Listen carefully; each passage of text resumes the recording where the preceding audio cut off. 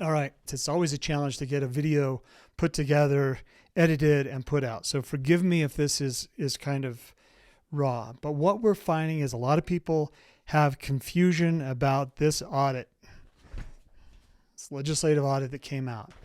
The narrative that's been pushed by some key people, decision leaders in the legislature and other places, they're saying that the candidates filled the requirements to be on the ballot. What the audit said is candidates fulfilled the requirements that were given to them. So you can fulfill the requirements that are given to you and still come up short. That's exactly what happened with Spencer Cox. He fulfilled the requirements that were given to him. He came up short. Now they can say, well, the Davis County clerk, had he known, he would have counted the other 492 ballots. And this is interesting because the state auditor came and said, there's 592 extras.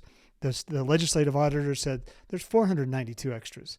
I asked the state auditor, or the legislative auditor, what's the difference? That was the 592 on one hand and 492 on the others, and he just smiled and said, yeah, there's 492. Now, nobody wants to talk about the thousands of signatures, quote unquote, that are with the Attorney General's office. Those aren't included in any of the totals that were reported by the Davis County clerk. I don't know why. If someone turns in signatures, those get included and are part of the numbers that are provided. And the Davis County clerk recorded this. We got this many signatures given to us. This many were invalidated, and this many were uncounted, 592. We find out from the legislative audit, no, it's 492, and there are thousands of signatures that were turned over to the AG. Why didn't the Davis County clerk include that in his totals? I believe it's because it would make the governor look bad. And these were apparently clearly fraudulent. And that's probably why they're at the AG's office, is because it requires an investigation. Now, the other thing that happened this week, the lieutenant governor puts out an email to all of the voters in the state. She apparently has the list of voters in the state, so she can email them at will. We sued Richard and Carol Lyman, not because we want to sue Richard and Carol Lyman, and I've talked about this before, so sorry if this is redundant, but because we wanted information. We wanted to know, were they induced? Did somebody pay them to get on the ballot? And we're going to get to the bottom of that. It's going to take a while, but we're going to get to the bottom of that. I will say, and as we're trying to get to the bottom of that, we're up against the media, we're up against the lieutenant governor's office, we're up against the governor, we're up against legislative leaders, we're up against all of these people. I will say all of this is so much bigger than the governor's race. And we knew that going into this. I knew that going into this. So the lieutenant governor sends out this thing, Lyman's drop out. KSL puts up this ad saying 2 candidates drop out. Whose picture do they put up? Not the 2 candidates that drop out, mine and Lane Bangerter's. And they expect me, I guess, to believe that was a genuine effort, just trying to inform people. Give me a break. Give me a break. Now you got people at the polling places. People show up and say, how do I do the write-in candidate to write in Phil Lyman? And the response that they're getting from so many different polling places is, oh, Phil Lyman dropped out. You can't vote for him. That's why you're having a struggle here. People believe it. Some of them, they vote for Cox. They vote for somebody else. It's criminal. I'm telling you, this is the definition of criminality in an election. It's electioneering at its worst. Now, I'm telling you the truth. I'm the one that's going to get targeted by the state investigative people. It's not going to be the ones that are telling a lie. It's going to be the ones that are telling the truth, which is always the case. You got Lion Lindsay Ertz at KSL, Bridger, whatever his name is. I call him Bridget. Then you've got Aaron Davidson, Utah County Clerk, who's willing to step up and expose all of this for what it is. Expose the lieutenant governor for breaking the law, illegally providing all of these nominating petitions to the Davis County clerk without a contract. In fact, the Davis County clerk put out his report validating the signatures of the governor after the governor had already announced that he had gotten his 28,000 signatures. And when we first brought this up, it was interesting because the governor's campaign staff said, we've got thousands of packets that weren't, or signatures that weren't even counted. Well, they weren't kidding. They do have thousands. They just didn't realize, I believe, at that point, that thousands of those were under suspicion of some criminal element, whether it's forgery or just, fabricating signatures that shouldn't have been included. Now, the Davis County clerk has always had lieutenant governors back. He's always been shows up when he's needed to come and testify for the lieutenant governor. He is not independent. He's not neutral. So now we see Amelia Powers Gardner, county commissioner in Utah County, coming out saying, I want Aaron Davidson to recuse. I want him to resign. I want him to step down. He said that a legislator mailed his ballot without a stamp. How dare he? This is such a huge violation. Never mind that the lieutenant governor is overseeing this whole election and promised at the beginning that she was going to take herself, sequester, I think was the word she used. I'm going to sequester myself from this election, and Greg Bell will oversee everything. Yeah. I don't know who's seeing Greg Bell. Where is Greg Bell? Has he been part of this? Is he a part of it now? Is he weighing in on any of these things? Clearly, the governor should be taken off the ballot. We need a new election. These ballots were printed criminally. They're wrong. It's a counterfeit ballot. And Utahns deserve an actual choice here. But that should be Greg Bell that's making that call. Greg Bell, if you're listening to this, step in and make the call. Step in and do something.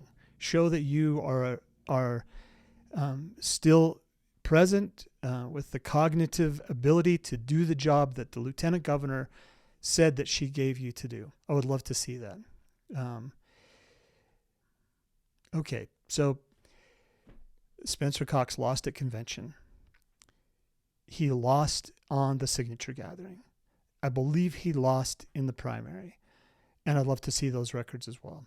I'm getting the same response asking for any of the election returns. And this is just statistics. It's not anybody's personal information. Yet I'm getting the same type of vicious blowback as when I ask for signature verification. It tells me something. It tells me that they do not want me to look at these cast vote records. And I don't blame them. 4 years ago, I looked at the cast vote records, found precincts where statistically it was 250% turnout of what the registered voters are in that precinct.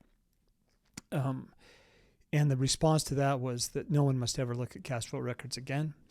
Rather than cleaning it up, that's what we got. So my message, those that are saying that the audit says that Spencer Cox qualified for the ballot, please stop lying. It does not say that. It says he did not get his 28,000 signatures.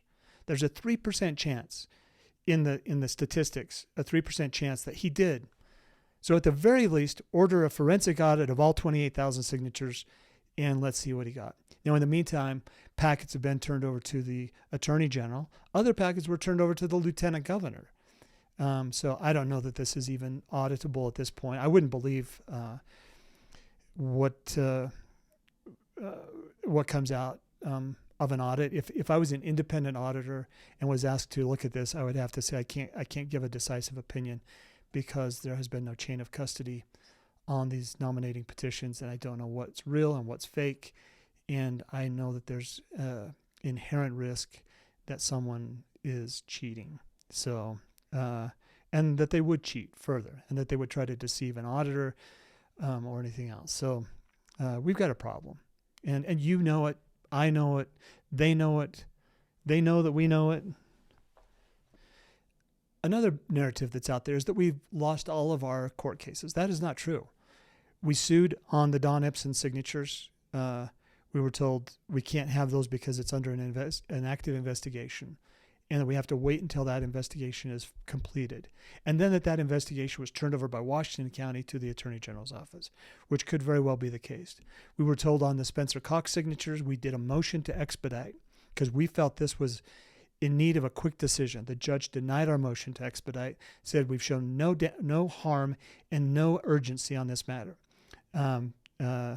My case that I took to the Utah Supreme Court, they dismissed it without a hearing, made up a bunch of straw man arguments, Matthew Durant, and basically threw that back in our faces with a ridicule.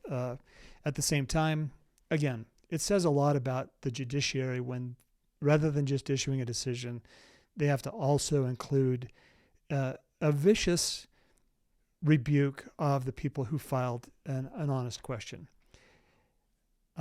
So that happened at the Utah Supreme Court. The upside of that is that dismissal by the Utah Supreme Court enabled us to go directly to the U.S. Supreme Court, which we are doing with a single question. And that single question has to do with the right of association.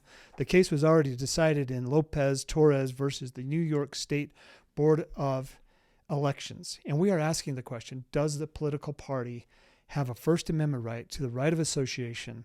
Do people have that right? And yes, the answer is yes, they do. And especially political parties have that right to choose their candidate in their prescribed way and their preferred way. That is through the convention. We are very clear in our convention rules that says if someone gets 60%, they go to the general election. End of story, as Spencer Cox famously said. County, but statewide for Republicans, and I think it's the same for Democrats, if you get 60% of those delegates, you're the nominee, period. End of story. Okay? That's it. That's it. If you get 60%, you're on the ballot in November as a Republican. Okay? So if I get 60%, I'm on the ballot. I don't have to have a primary. Spencer Cox saying that he got signatures when he didn't actually get signatures, and somehow saying that that requires me to go through a primary when I clearly cleared that hurdle of going to a primary and being permitted to go straight to the general election. This all flies in the face of the GOP, and they've done nothing. The GOP has sat on their hands through this. I am 100% convinced now that they are part of the problem, not part of the solution. Those who are saying nothing right now, who are in a position to do something about this, are part of the syndicate, as I would call them. You could call it a secret combination. You could call it a cabal. You could call it whatever you want, but there is a group of people who are going to protect their power, and the last thing they're going to do is let some person like me come in and be the governor, and they don't care about what you have to say about that either. All of this is nothing new. This is the way governments have behaved throughout time. It's how Great Britain treated America before the Revolution. It's how King John treated the people before the Magna Carta in 1215. This is not a new dynamic. This is why America created the Constitution that they had, because the people that drafted that understood the nature of government is to advance and for people's individual liberties to yield, and that people are likely to put up with these evils while they're tolerable rather than to fight against them. So I have no illusions about some virtuous element of the government. That is not what government is about. The virtue lies in dispersed power, in a republican form of government where people are given the opportunity to weigh in, but with a representative form of government. That's exactly what the caucus system is. So I'm not oblivious to the upset that I am creating in the syndicate's plans. I am not oblivious to what what my candidacy represents. We're fighting the fight. We're happy about it. It's an exciting time. I know there's going to be pain. I'm no stranger to that. This is not my first rodeo speaking truth to power, and I know that it can be painful. Just know that I've got your back, and I will not leave you hanging on this. I'm going to see it through, no matter what the consequences. We are going to have the truth, and I'm not interested in a lie, just the truth. Talk to you soon.